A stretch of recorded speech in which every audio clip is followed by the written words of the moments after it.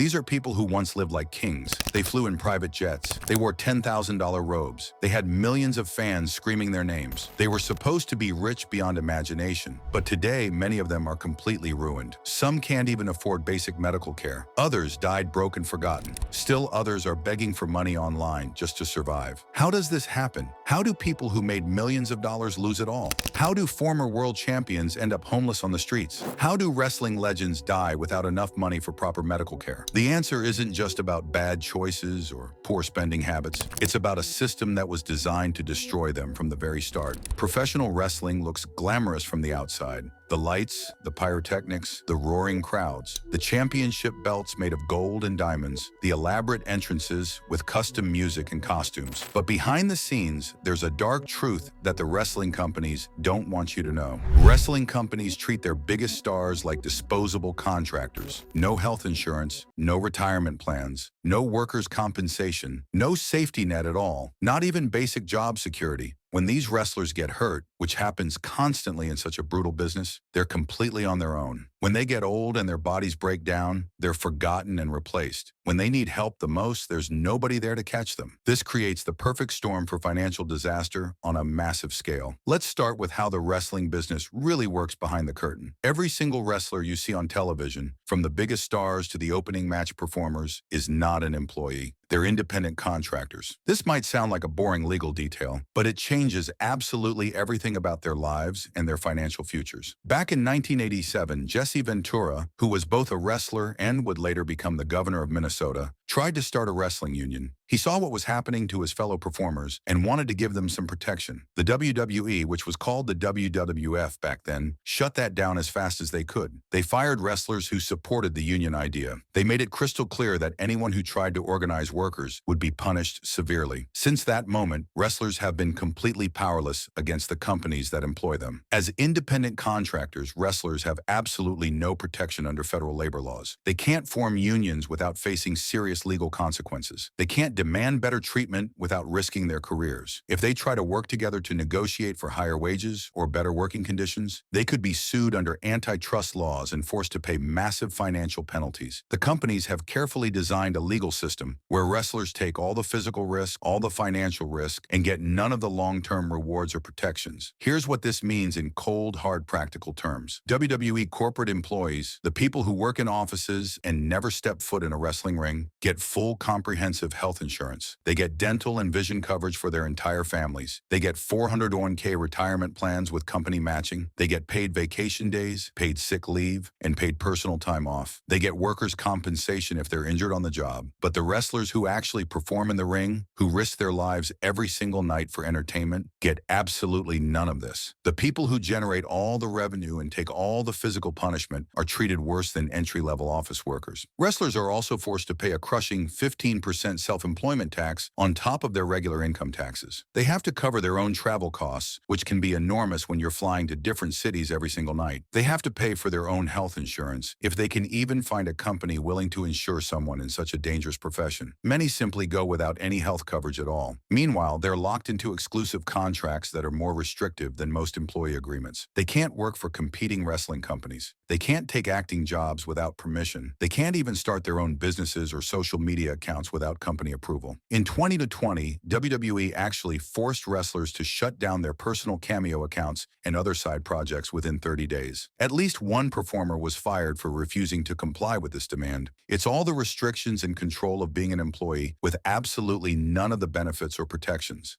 This entire system is deliberately designed to set wrestlers up for inevitable failure. When their bodies inevitably break down from years of punishment, they have nowhere to turn for help. When they make poor financial decisions, which often happen because they have no financial education or guidance, there's no corporate safety net to catch them. When personal disasters strike, whether it's divorce, addiction, or family emergencies, they're completely and utterly alone. Now let's examine the wrestlers who lived through this nightmare firsthand. These aren't just sad stories meant to make you feel bad. They're detailed case studies that show exactly what happens when you build a billion-dollar entertainment empire on the backs of completely unprotected people. These are warnings about the human cost of corporate greed and systematic exploitation. Ric Flair was known worldwide as the Nature Boy. His wrestling character was built entirely around an image of unlimited wealth and outrageous excess. Limousine riding, jet flying, diamond ring wearing, kiss stealing, wheelin' dealin' son of a gun. He would strut to the ring in custom-made robes that sparkled with diamonds and gold.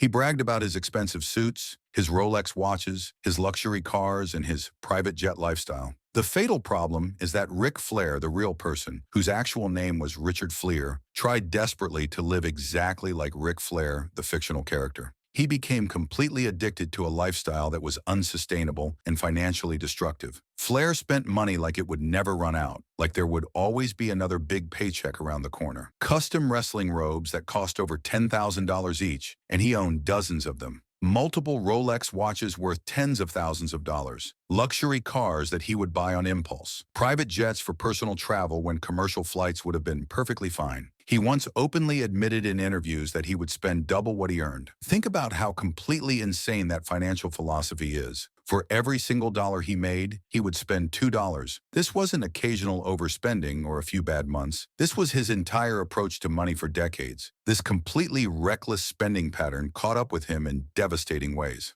Flair accumulated almost $1 million in unpaid taxes from the 1980s and 1990s. The IRS was aggressively pursuing him for money he simply didn't have anymore. Multiple expensive divorces drained whatever savings he might have accumulated. Legal battles with former business partners and ex-wives piled up enormous legal fees. He was fighting lawsuits while simultaneously falling deeper into debt. The situation got so desperate that Flair had to go begging to his employer for money. He borrowed $800,000 from Vince McMahon, the owner of WWE. McMahon reportedly told other people that he wouldn't lend his own son that kind of money, but he felt sorry for Flair's situation. The debt became so overwhelming that when Flair finally received his biggest paycheck ever from his appearance at WrestleMania Monday Point, he had to hand the entire amount over to pay back what he owed McMahon. Years of work, and he couldn't keep a single penny of his biggest payday. When even that wasn't enough, Flair had to ask other wrestlers for personal loans. He borrowed money from Hulk Hogan when his son got sick and needed medical care. These weren't business investments or professional arrangements. These were desperate requests for help from a man who had completely destroyed his own financial foundation through decades of irresponsible choices. The public humiliation reached its peak when Flair was served with an arrest warrant for failing to pay $32,352.51 in court-ordered spousal support. This wasn't some massive amount that might be understandable. This was basic alimony that any responsible adult should be able to handle. When confronted about it, Flair blamed his son's tragic death and his own recent hospitalization for a blood clot as reasons why he couldn't make the payments. Here was a man who had spent decades bragging about being the richest,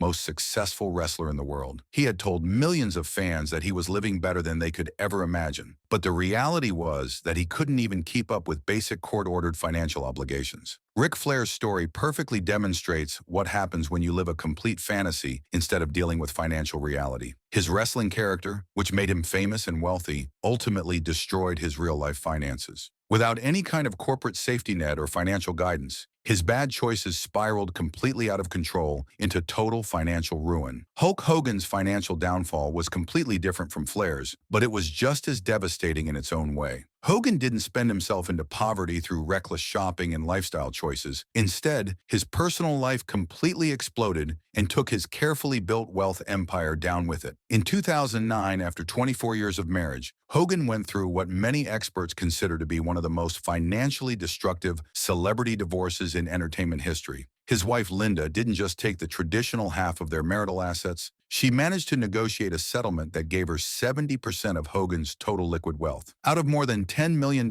in cash, investments, and immediately available assets, Hogan walked away with less than $3 million.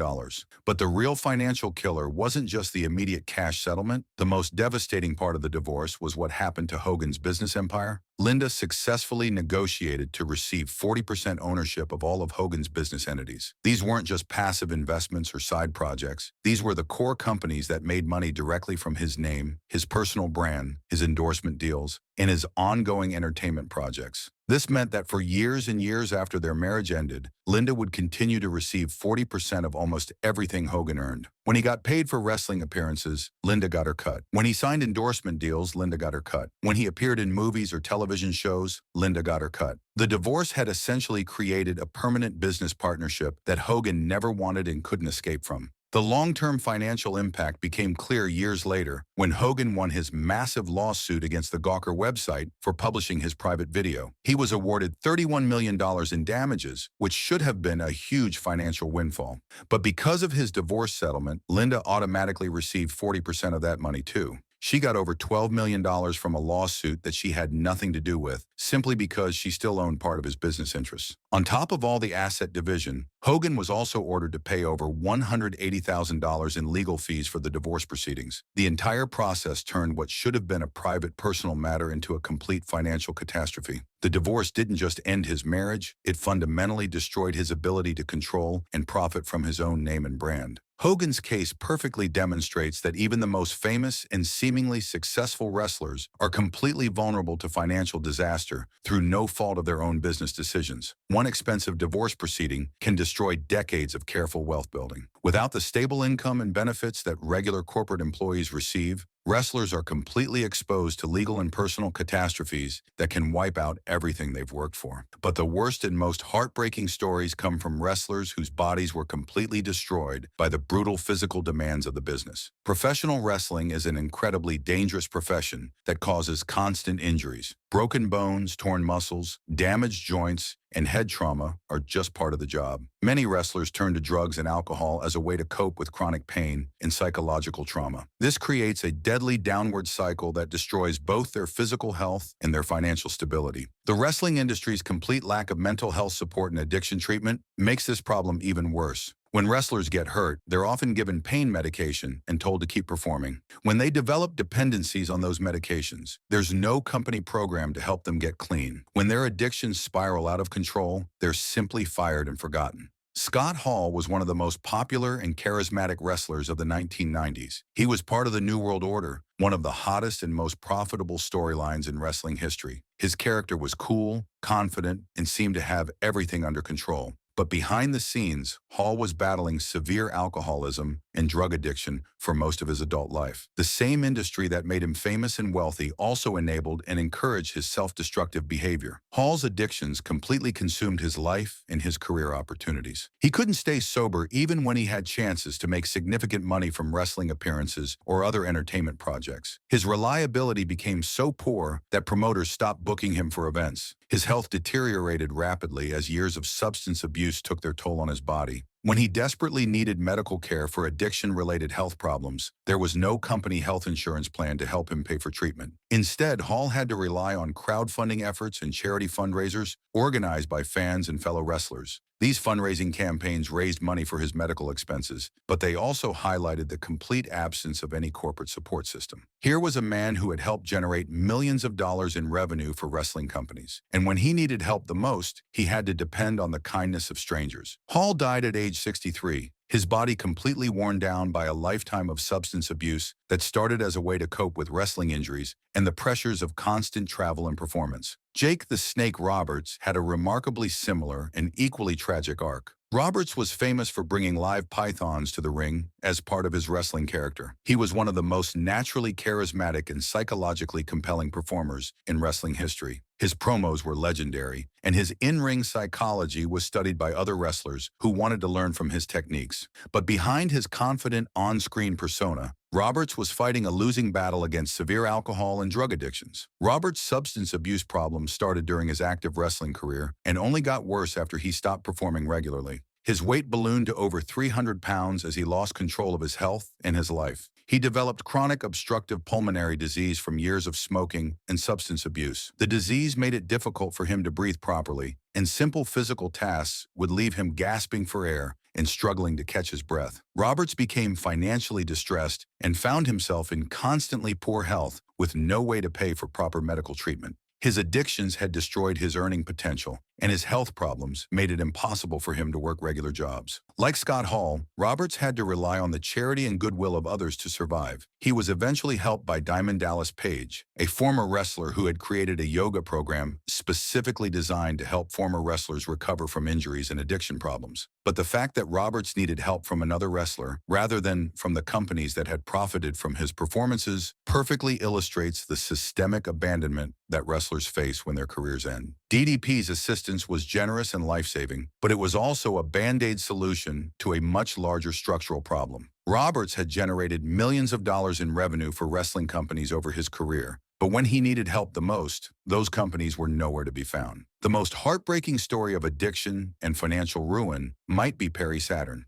Saturn was a technically skilled performer who had successful runs in both WWE and WCW during the height of professional wrestling's popularity. He was never the biggest star, but he was a reliable performer who helped make other wrestlers look good and contributed to countless entertaining matches. Saturn seemed to have his life together and was building a solid career in the wrestling business. But everything changed when Saturn suffered a torn knee ligament that sidelined him from active competition. While he was still under a WWE contract and still receiving regular paychecks, he was left with nothing to do except sit around and recover from his injury. Saturn later described this period as having too much time on his hands with nothing to do but drugs. For someone with addiction tendencies, this combination of idle time, money, and easy access to substances created what he called a very bad situation. Saturn's drug use escalated rapidly from prescription pain medication to much more dangerous substances, including crystal methamphetamine. His addiction became so severe that it completely destroyed his professional wrestling career and his personal life. He went from being a successful professional athlete, earning a steady income, to what he described as a drug-addicted thief living on the streets. Saturn lost his home, his savings, his relationships, and his sense of self-worth.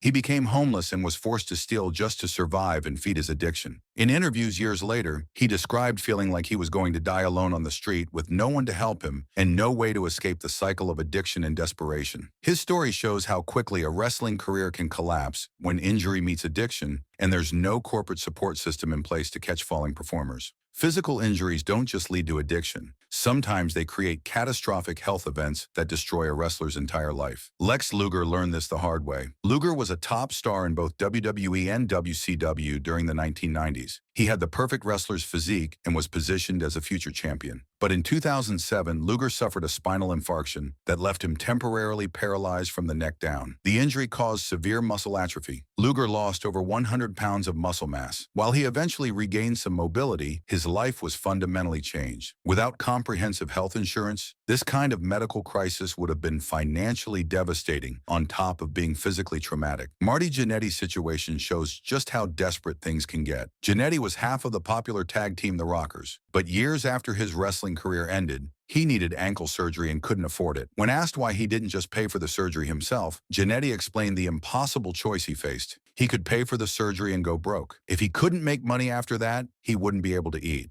This is the reality for wrestlers without health insurance. They have to choose between medical care and basic survival. Jannetty put it perfectly when he said it was all on WWE. If they made $1 million off him last quarter, they should be able to pay $40,000 to fix his ankles so he doesn't have to overdose on pain pills. This is the moral bankruptcy of the wrestling industry laid bare. Virgil's recent struggles highlight how these problems never go away. In 2022, it was revealed that Virgil had suffered multiple strokes and was dealing with early-stage dementia. Like so many others, he had to rely on crowdfunding and fan donations to cover his medical expenses. These aren't isolated cases. They're symptoms of a broken system. Wrestlers who gave their bodies and their lives to entertain millions are abandoned when they need help the most. The companies that made billions off their performances won't even pay for basic medical care. But not every single wrestler ends up broke, broken, and forgotten. A very small number of performers manage to escape this cycle of financial destruction and build lasting wealth that extends far beyond their wrestling careers. Their success stories are important to examine, but not because they prove that the system works. Instead, they highlight just how exceptional you have to be to survive wrestling financially. They show that escaping the wrestling industry's financial trap requires perfect timing, incredible personal discipline, exceptional business instincts, and usually a significant amount of luck. The most financially successful wrestler of all time is undoubtedly Dwayne "The Rock" Johnson. The Rock's estimated net worth of $800 million makes him not just the richest former wrestler, but one of the wealthiest entertainers in the world. His success is absolutely remarkable, but it's also the result of a carefully planned and perfectly executed strategy that very few people could replicate. The Rock's wealth comes from his ability to consistently command enormous salaries in Hollywood. He regularly earns between $20 and $50 million per movie, with his upfront salary for the 2024 film Red One reaching a remarkable $50 million. But his movie salaries are just one part of a much larger business empire that he has built around his personal brand. The Rock co-founded Seven Bucks Productions, a film and television production company that had grossed over $4.6 billion at the box office by 2024. This means he's not just acting in movies, he's also producing them and taking a share of the profits from successful projects. He's leveraged his fame and his business connections to become a power player behind the scenes in Hollywood. But perhaps the most transformative component of his financial empire has been his entrepreneurial ventures outside of the entertainment industry. The launch of his Teremana tequila brand in 2020 has been a massive commercial success that could potentially push him into billionaire status. He's also secured high-value endorsement deals with major corporations like Under Armour and Ford, and he's developed his own branded product lines that generate ongoing revenue. The Rock succeeded because he understood that wrestling was just the beginning of his career, not the end goal. He used his wrestling fame as a launching pad to build a global brand that extends far beyond sports entertainment. He diversified his income across multiple industries and revenue streams so that he would never be dependent on any single source of money. Most importantly, he got out of active wrestling while his body was still healthy and his popularity was at its peak. John Cena followed a somewhat different but equally effective blueprint for achieving long-term financial success after wrestling. With a net worth estimated at over $80 million as of 2025, Cena built his wealth through what can best be described as disciplined brand management and extremely strategic career choices. He didn't just randomly pursue opportunities that came his way. Instead, he carefully constructed a public image that would be valuable to major corporations and entertainment companies. Cena made a deliberate decision to maintain a clean-cut, family-friendly, and dependable public persona, both inside and outside of wrestling. This wasn't an accident or just his natural personality. It was a calculated business strategy that made him an attractive partner for major brands that wanted to associate themselves with positive values and broad appeal. This carefully managed reputation led to incredibly lucrative, long-term endorsement deals with major corporations. His endorsement partnerships with companies like Gillette, Honda, and Fruity Pebbles now form a critical and ongoing slice of his annual income, adding millions of dollars to his earnings every single year. These aren't one-time payments for individual advertisements. They're ongoing business relationships that provide steady income even when he's not actively wrestling or making movies. Cena also successfully transitioned into a Hollywood career by leveraging his pre-existing image and fan base. He starred in major blockbuster films and successful television series, which has broadened his audience far beyond wrestling fans and diversified his revenue streams. His acting career generates significant income while also raising his profile for other business opportunities. But perhaps most importantly, Cena has consistently made smart, long-term financial decisions throughout his career. He's invested in multiple real estate properties and other business ventures that provide ongoing passive income. He's been disciplined about saving and investing his earnings rather than spending everything on lifestyle expenses.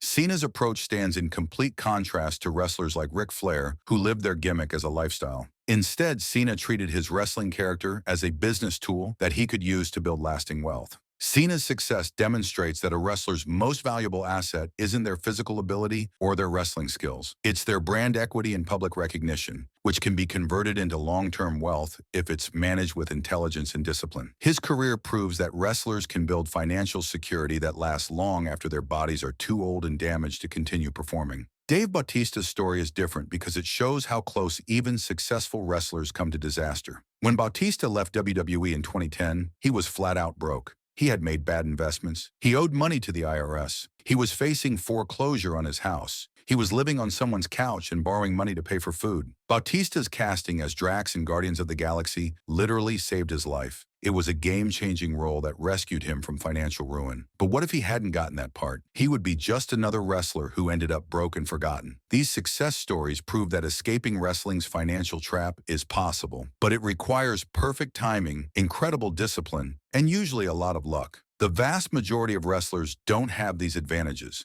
They're trapped in a system that's designed to use them up and throw them away. The pattern that emerges from all these stories is absolutely clear and undeniable. Wrestling companies have systematically built their billion-dollar entertainment empires on the backs of completely unprotected performers. They deliberately classify wrestlers as independent contractors specifically to avoid paying for health insurance, retirement plans, workers' compensation, or any other basic worker protections that regular employees receive. When wrestlers inevitably get hurt from years of physical punishment, they're completely on their own to deal with the medical bills and lost income. When they develop addictions as a way to cope with chronic pain and psychological trauma, there are no company-sponsored treatment programs to help them recover. When they get sick or suffer catastrophic health events, they have to rely on charity and crowdfunding just to survive. This isn't just about individual wrestlers making a series of poor personal choices. Yes, Ric Flair's spending habits were completely irresponsible and unsustainable. But would his financial problems have been as devastating if he had access to comprehensive health insurance and a properly funded retirement plan? Would his tax problems have spiraled so far out of control if he had received basic financial education and guidance from his employer? Yes, Hulk Hogan's divorce was extremely expensive and legally complicated. But would it have been financially catastrophic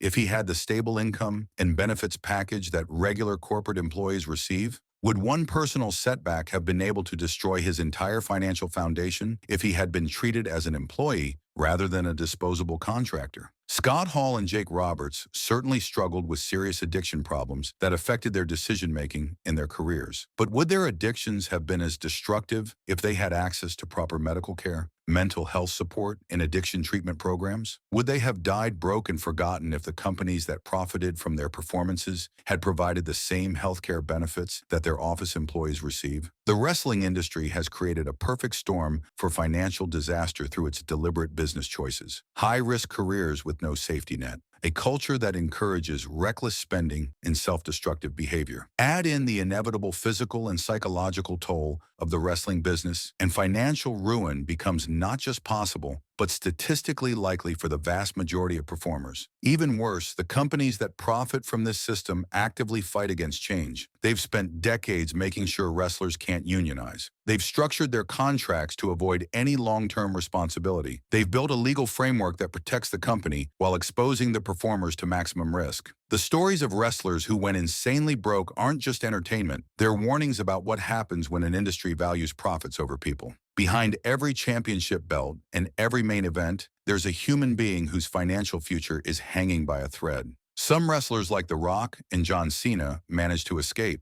They used their wrestling fame as a launching pad to bigger things. But for every success story, there are dozens of wrestlers who ended up broke, sick, and forgotten. Ric Flair spent his way to poverty while living a fantasy lifestyle. Hulk Hogan lost control of his brand in a devastating divorce. Scott Hall and Jake Roberts battled addictions that consumed their lives and their money. Perry Saturn went from professional athlete to homeless drug addict. Lex Luger's body betrayed him when he needed it most. Marty Jannetty had to choose between surgery and eating. Virgil relies on charity to survive. These aren't just sad stories. They're the inevitable result of a business model that treats human beings as disposable entertainment products. The wrestling industry built its foundation on a lie. It promised wrestlers fame and fortune, while systematically ensuring that most of them would end up with neither. The myth of wrestling stardom is powerful. Millions of people dream of becoming the next big wrestling star, but the reality is much darker. Behind the lights and the crowds and the championship belts, there's a trail of broken bodies and empty bank accounts. Wrestling companies have made billions of dollars off the pain and sacrifice of their performers. They've created a global entertainment empire while abandoning the people who made it possible. The wrestlers who gave everything to entertain us deserve better than to end up broke and forgotten.